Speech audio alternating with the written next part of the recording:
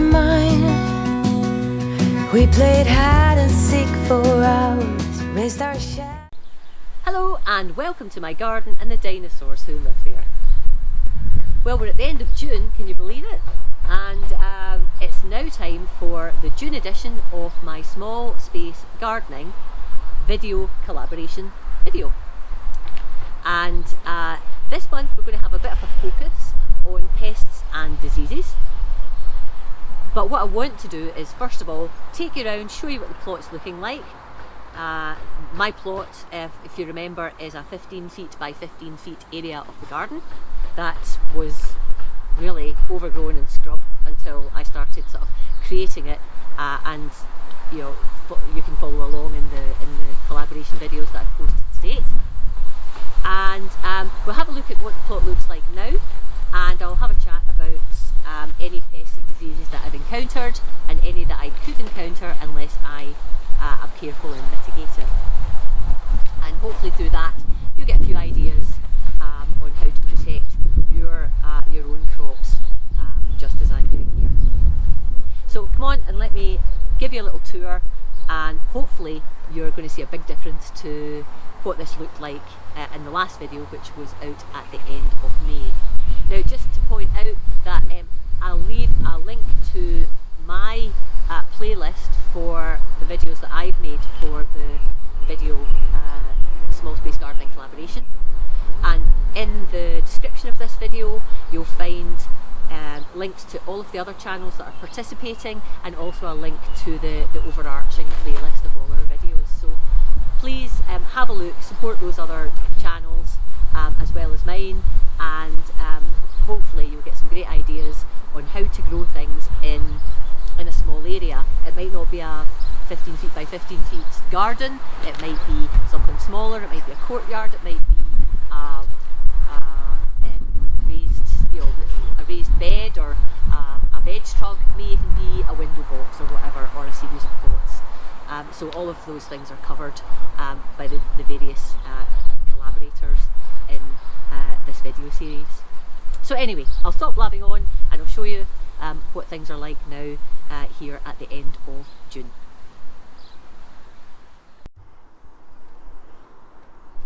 Okay, if I just stand to one end of the plot, you can see it runs up here, along in front of the chicken run, back down and then back along. So this is 15 feet by 15 feet.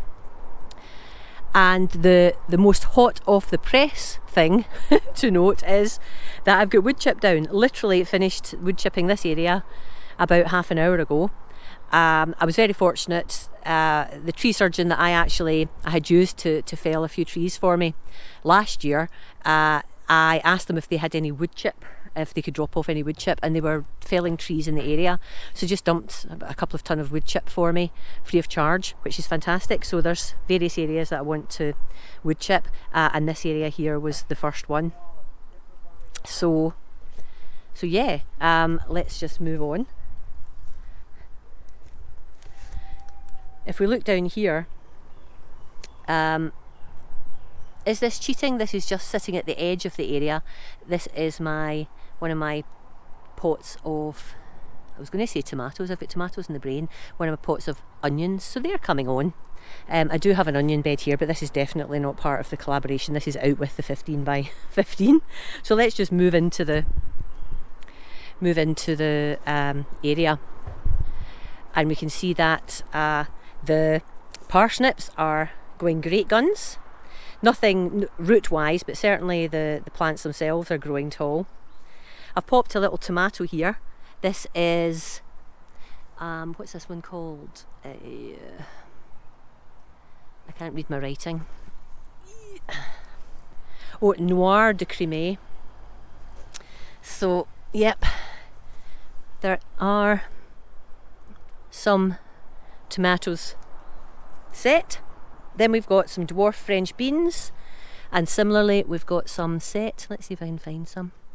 I think, oh, there's one there. See, there we go.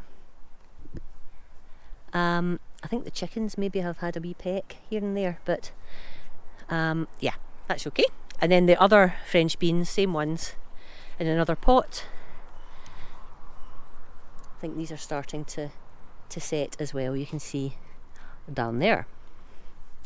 Now behind we've got a lupin, and this lupin is looking rather sad. And the lupin is mainly sad, I think, because it's got a little bit of powdery mildew by the look of it. Lupins actually tend to succumb, I find, to black fly. But we don't have any black fly on this, but it does look a bit, ugh. We've got some fresh leaves growing there. But to me it looks like it's powdery mildew. What can I do about it? Powdery mildew you can actually spray with a watered down milk solution, and that tends to help prevent its spread, I believe. I've not done anything to this yet. What I do need to do is to deadhead it and maybe get rid of some of the nastier leaves. But you can see down here there are some other leaves coming in, so we'll see how it goes. But this will come back next year. It'll do what it can this year, and it has been looking glorious, but it's just looking a bit sad now. Now, the main thing, if I just move over here, the main thing that you can see around my little plot here is that there seems to be a lot of barricades up. Now we have this one, which is almost like a windbreak. We have down here, we have like a plastic wire mesh around the strawberries. And then over here, now excuse the banging by the way, we're getting work done in the house, so sorry about the banging. Here over the peas and lettuce there's actually a net, because my biggest pest, if you like, my biggest pest are the chickens. Because I do let the chickens, when I'm out in the garden, I let them free range, and of course they look at the nice crops and think, let's have a bit of that. And if they're not eating it, they're scratching around it, and that can really knacker the plants. So my biggest pest is actually the chickens. Now I could choose, whoops, I nearly tripped over. I could choose not to have them in the garden, but I love them in the garden. It just gives me great joy to have them wandering around the garden with me. So I make the choice of protecting some things. It looks a little bit ugly at times, unfortunately, and things that I don't protect, then they're basically, well, if you don't protect it and we get it, hard luck. I don't know where they are, which is very suspicious. They're not in this part of the garden. So, sorry, I've been sort of walking in circles as I've been talking to you. So that's my biggest pest. I'm now looking at the strawberry bed, and the strawberry bed has got, as well as strawberries, and you can see there's a few there ripening, we have lettuce in here. I popped some lettuce in between, and there's also some borage. Now borage, we can see we've got some borage flowering. Borage is a great plant to have in the garden because the flowers are very attractive to pollinators, and it's a great plant to have among your strawberries. I think I've talked about this in the past in previous videos. Borage attracts beneficial insects that will pollinate your crops, and insects that will predate other less beneficial insects or non-beneficial insects. There are also, from a tomato perspective, not a tomato, see tomatoes in the brain, strawberry perspective, they are meant to make the strawberries taste better if you have borage plants in with them, but I don't know whether that's true or not. Oh, let's just have a wee focus in the borage. I don't know whether that's true or not, but that's maybe an old wives' tale.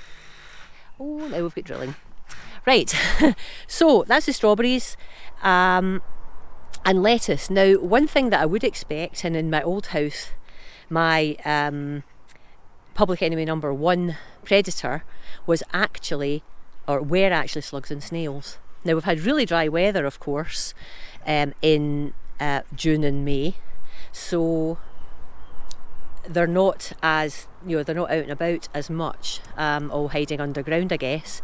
But we're not seeing, and I'm not seeing, a lot of slugs and snails in the garden, and that's great. Yeah, long may that continue. We've had some rainy weather though the past week or two, and we've had some really bad rain, and they're still not surfacing. So it's not public enemy number one here in this garden at the moment, because you can see, look at these lettuces, there's not much pest damage on these at all. The odd little hole, and half the time I think maybe the chickens have been in here having a go.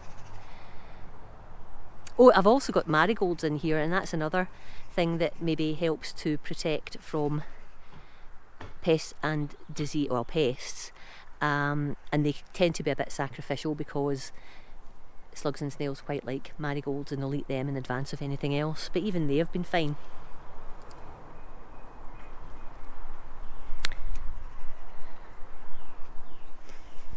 Now, this bed is looking mad. I've got up my windbreak, which helps to stop my chickens getting in, and it protects the plants to a degree. I'm not really seeing much damage in here. I think there's, now I say that, but look at this is swede, but I think maybe this is more because it's taller. It has been getting a bit buffeted by the wind. But I'm not seeing any great slug and snail damage in here, and we can even see that down at the bottom here I've got some lettuce that I've put in here, and there's lettuce there, and they're perfectly fine, they're not getting eaten. There's some beetroot, it's not getting eaten. I've even put a little tomato and I've put a cucumber in here. I had to take out the red vein spinach I had in, it all went to seed, it all bolted because of the warm weather. One thing I must show you, now let's see if I can do this with my tripod, still my camera. Can you see my swede? The swedes are looking fan-dabby-dozy. I can't even see if you're seeing that because there's reflection on the there. Oh, let's do that. See? And my swedes are looking fantastic. That's a littler one. Oh, a littler one there. But that one's looking splendid. I've never grown swede before, so I'm quite excited about them. I've also got some little turnips in here, and they're coming on. They're white snowball, I think. And then we've got some chard at the end. So the bed is looking not bad at all, and I'm not seeing any great issues where pests and diseases are concerned. Now, the Brassica cage, I'm going to open that up, so just bear with me. So in the Brassica cage there's a lot happening. Well, there's a lot of growth anyway.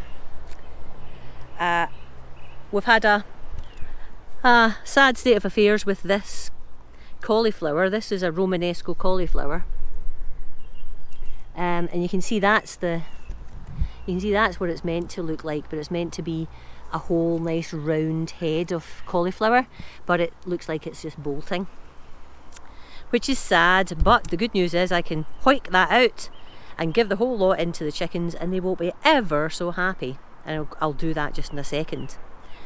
But as I'm looking, my calabrese is going to give me some calabrese. Yay, look at that. Nice little bit of head of calabrese there.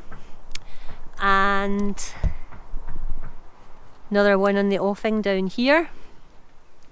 So that's good news. This is purple sprouting broccoli, or it's meant to be, so I'm just leaving that be just now. But we've got purple sprouting broccoli. We're meant to have, well, we have got some Brussels sprouts. We had we've got 3 calabrese, and we've got 4 of the Romanesco cauliflowers. So I don't know if I'm going to have much luck with the Romanesco cauliflowers, if this has got anything to do with it, but we'll see. The other thing I've got in here is some shallots. I'm going to get them out because they're getting completely and utterly hidden now by the growth of the brassicas. Health wise, the plants, from a plant and a pest and disease perspective, the plants are looking fine. There's no one's been in here nibbling, so the cabbage white butterflies have not got in here because I've been using debris netting and I've been very good at keeping it all covered up. And that's the main thing where Brassicas is concerned that you would be worried about, I guess. So I'm quite happy with the way things are going in here. So bear with me, I'm going to grab that cauliflower out and I'll grab the little shallots. I had a pot of shallots that I harvested earlier on in the week. These ones look a bit smaller, but we'll get them out anyway because they're not going to exactly get any more space now. And I'll see if there's anything else that has bolted in here, and I'll grab that out just to give the rest a little bit of space.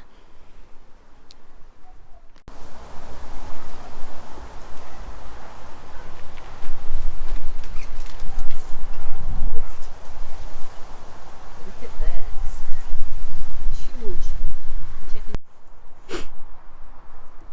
Okay, over at the pea bed, I am getting a modest, I would say, harvest of peas. I don't think I really put enough plants in. You can see there's the plants that are in are giving me plenty of peas.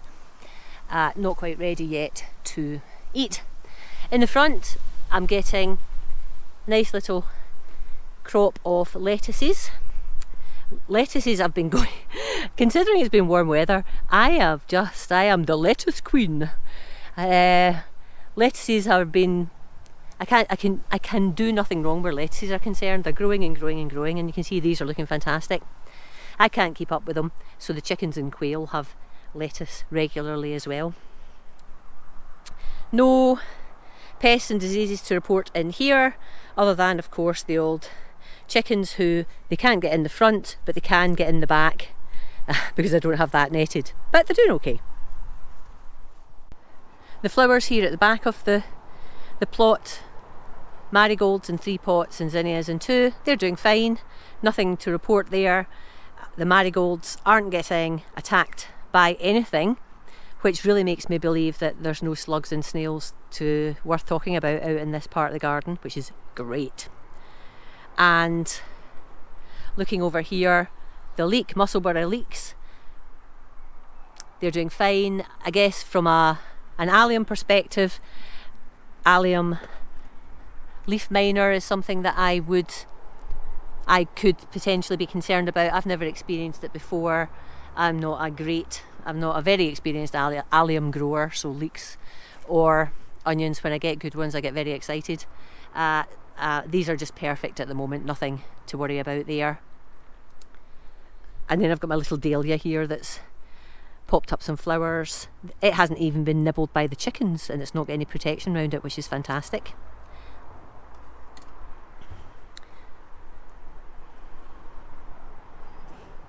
Look at that rose just at the edge here. I didn't plant this was here, came with the house.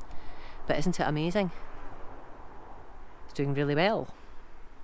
Not a highly scented one, unfortunately, but lots of flowers.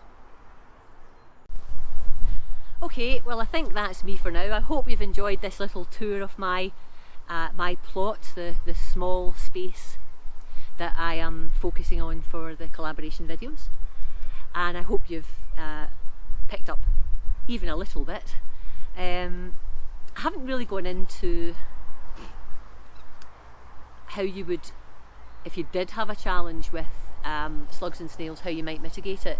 I think that's probably the biggest challenge that a lot of people face. So let me just run through it. I have in the past, in my last house, really had a problem with them. So let me just run through a few things for you, just to make you have a realisation that there's plenty you can be doing to try and not have slugs and snails damaging your crops. So, starting with nematodes. Nematodes are, you get in a powdered form and you water them into the growing areas, and the nematodes actually get into the slugs that underground, that they find underground. Not that they find, but they're absorbed by the the slugs underground, and the slugs die.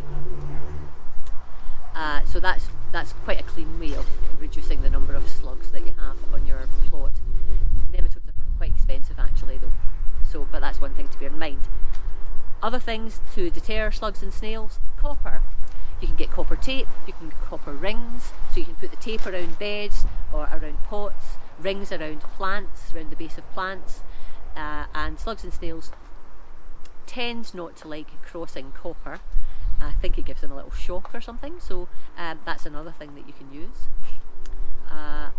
You can get topical things such as sheep's wool pellets, coffee grounds, eggshells,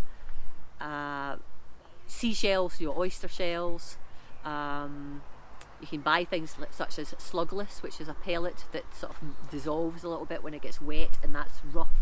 And you can get the strulch that I've used to top up some of my beds, and that's like a straw, chopped up straw. And all of these things, it's said that slugs and snails do not like going across because obviously they've got like trails of like mucus, and they tend to get dried out if they go, or sort of get damaged if they cross these rough or absorbent areas. So that's some other things that you can try. You can also try, you can get slug halos, anti-slug halos, which are a bit like the halos that you would use to grow your tomatoes in, except there's a lip around the edge, goes like that, and the slugs, when they go up, they're not meant to be able to get over the lip, snails as well, and that's meant to stop slugs and snails getting onto your plants. That's fine unless you have the leaves of the plant over and sort of outside of the halo, in which case they can just hop on anyway. So I think that's probably the main things that I would use myself. Oh, another one, beer traps. So beer traps are when you have a pot of some description and you put beer in it, and the slugs and snails are attracted to the beer, the yeast I guess in the beer, whatever, and they go in and they slither down and they have a wee drink and they can't get back out and they die. So it is killing them rather than deterring them, but what a way to go. And then you have to empty it out. It's a bit, but that works as well. So what I would say is that one of these anti-slug devices tends not to work on its own. You would generally want to use a combination depending on the circumstances. If you've got plants that are very upright, maybe they won't have leaves dangling down, maybe the slug halos or copper rings. If you've got quite a large area, maybe you want to spread something like strulch or slugless, or coffee grounds or eggshells or whatever. And yeah, and maybe have beer traps interspersed as well. So yeah, definitely consider a variety if you've got a problem with slugs and snails.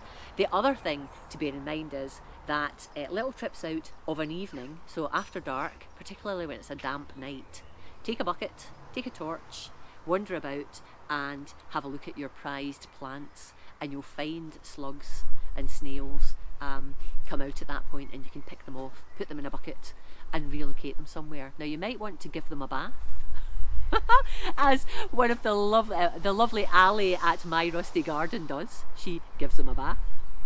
Or you may want to take them to a piece of scrubland and release them and let them eat their way through things there. The choice is your own, but collecting them all, getting them off your bit and putting them somewhere else is something to do.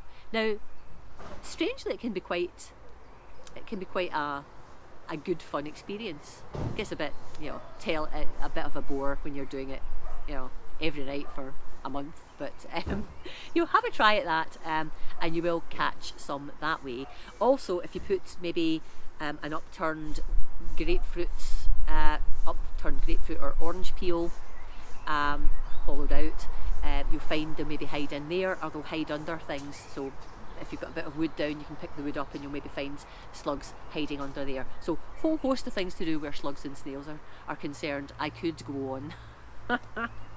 But anyway, I think that's plenty for now, and it's time to call a halt. I hope you've enjoyed this video. If you have, please give me a thumbs up. If you haven't already subscribed, I'd love it if you would consider subscribing to the channel. So click that subscribe button, click the bell, and that will update you anytime I post a new video. And have a look at the description associated with this video and you'll see all the other participants of the collaboration and links to their channels and a link to all of the videos that we have posted up to date. I'll see you again in July, but for now I'll say bye bye.